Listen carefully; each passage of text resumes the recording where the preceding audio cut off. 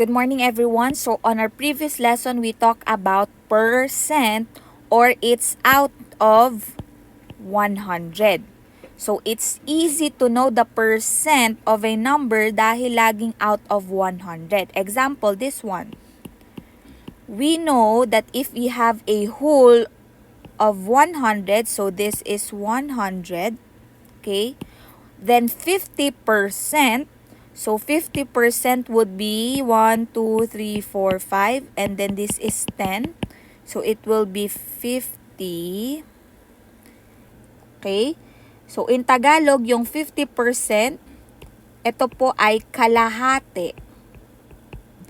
Ano ang kalahati? Because ang isang buo o 100% ay buo. So, ang kalahati ay 50%. So, kapag ang 50% sa Tagalog, kalahati. So, ano daw ang kalahati ng 100? 50. Okay? And it's easy if it's out of 100. What if yung whole natin, it's not out of 100? What if we need to know the 50% or what is the 50% of 40? Paano naman kung ang kailangan lang natin 50% of 40 and not 100? Paano natin ito malalaman? Kailangan lang natin tandaan, ang Tagalog ng 50% ay kalahati. So, ano ang kalahati ng 40? 20. Right? Kapag hinati mo yan sa dalawa, yan ay tig 20 pesos. Okay? So, ano naman ang 50% of 120?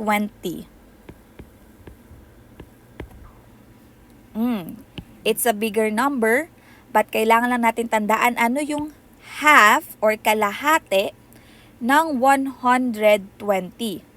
If it's a big number, kailangan lang nating paghiwalayin muna si 120 para mas madali. Paano paghiwalayin, teacher? Kailangan muna natin siyang gawing 100 and then 20. And then let's know half or kalahati ng 100 is 50. And kalahati naman ng 20 ay 10.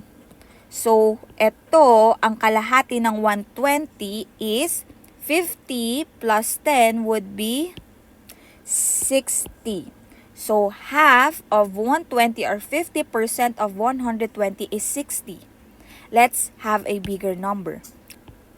What is the 50% of 350? So, pwede ko siyang i-separate. Kapag 300, medyo may hirapan pa rin tayo sa 300. So, let's just make it more simpler. Let's make it 100, 100, 100, and then 50. Easier, right? 350 and then mas madali natin siyang hatiin sa tig-kakalahati. So, kalahati ng 100, we know it's 50. Kalahati ng 150, kalahati ng 150. And kalahati ng 50 is 25.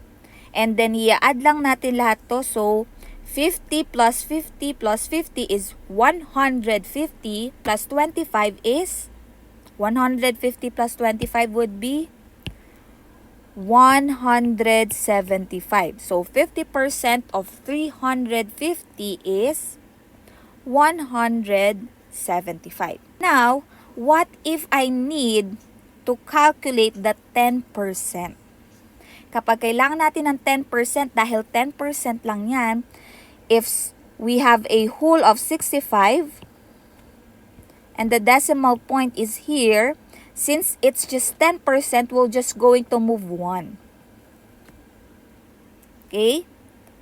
And with that, our 10% of 65 will be 6.5. Easy, right? How about I need to know the 10% of 89. I have my decimal point here. I need to move 1 because I just need 10% 8.9. Easy, right? Another example. 10% of 450. I need to move how many? 1. So move 1. So now my number would be 45. So 10% of 450 would be 45. Easy, right? So now let's combine what we learned about calculating 50 and 10%. Okay, so we just know how to calculate 50 and 10% para malaman natin kung paano mag-calculate ng more than 10%. Example, I need to know 30% of 155. Teacher, we haven't taught 30%. Ang pinag-aralan pa lang natin is 50 and 10. Yes, but we can use what we know with 50 and 10 to get 30%. So what are we going to use para makarating tayo sa 30%? Is it 50% or 10%? We're going to use 10% kasi kapag 50% sobra na yun sa 30. So how many 10% do we need to make it to 30? We need 10%, 10%, and 10%. Right? So kung tatlong 10% ang kailangan natin, unahin muna natin itong una. Ano ang 10% ng 155? 10% of 155 would be, we have the decimal point here. We move 1. So our number or the 10% is 15.5. So we will write here, since this is also 10%, we will just copy the answer. 15.5 and 15.5. So in order to find the 30%, 30% is pinag-add-add natin yan para maging 30%. So, ganun din yung gagawin natin dito. We will just add this all together. Okay? Because this one would be 10% plus 10% plus 10% is 30%. So, para malaman natin yung 30% of 155, we will just add this one. So, 5 plus 5 plus 5 will be 15. And then, copy natin decimal point. And then, yung carry 1 lang tayo. So, 5 plus 5 plus 5. 15 plus 1, 16. So, magki-carry 1 tayo dito. And then, 1 plus 1 plus 1 and another 1, we have 4. So, 30% of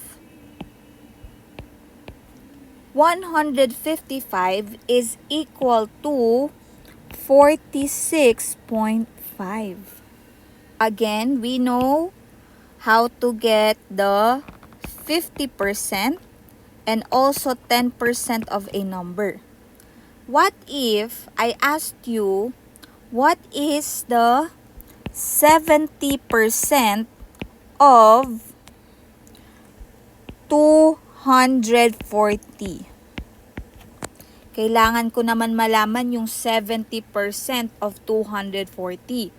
Because ang 100% ng 240 is 240. Gusto ko lang malaman yung 70% niya. Okay? So, ano ang gagamitin natin to know the 70%? Are we going to use 50% or 10%? We can use both. How? Una, gagamitin muna natin yung 50%. Bakit? Bakit 50% gagamitin natin, teacher? In order to have 70% na mas mabilis. Okay? And then, ilan pa ang kulang natin? Gagamit tayo ng 10% and also another 10%. Okay? Because 50 plus 10 plus 10% is 70%. So, kapag nakuha na pala natin yung 50%, 10% at 10% nito, malalaman na natin yung 70% mamaya. So, ano yung 50%? First, we focus on 50%. What is the 50% of 240?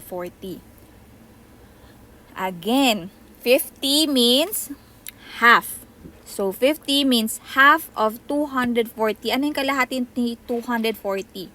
Para madalian tayo, ano yung gagawin natin para mabilis natin tumahati? We have 200 and we have 40. What is half of 200? Kalahati ng 200 is 100. Kalahati naman ni 40 is 20. So, when we add this together, this is the half of 240. So, it's 120. Now, let's go to the 10% of 240. So, sa 10%, nandito yung decimal. Magmo-move tayo dito ng isa. So, ang mangyayari, ang 10% ng 240 is 24. So, we put 24 here. And we know that 10% of 240 again. So, copy lang natin 24. Then, we will add this all together. 120 plus 24 and 24, we have, so you do the math, that would be 164. Okay? So, 70% of 240 is 164. Okay?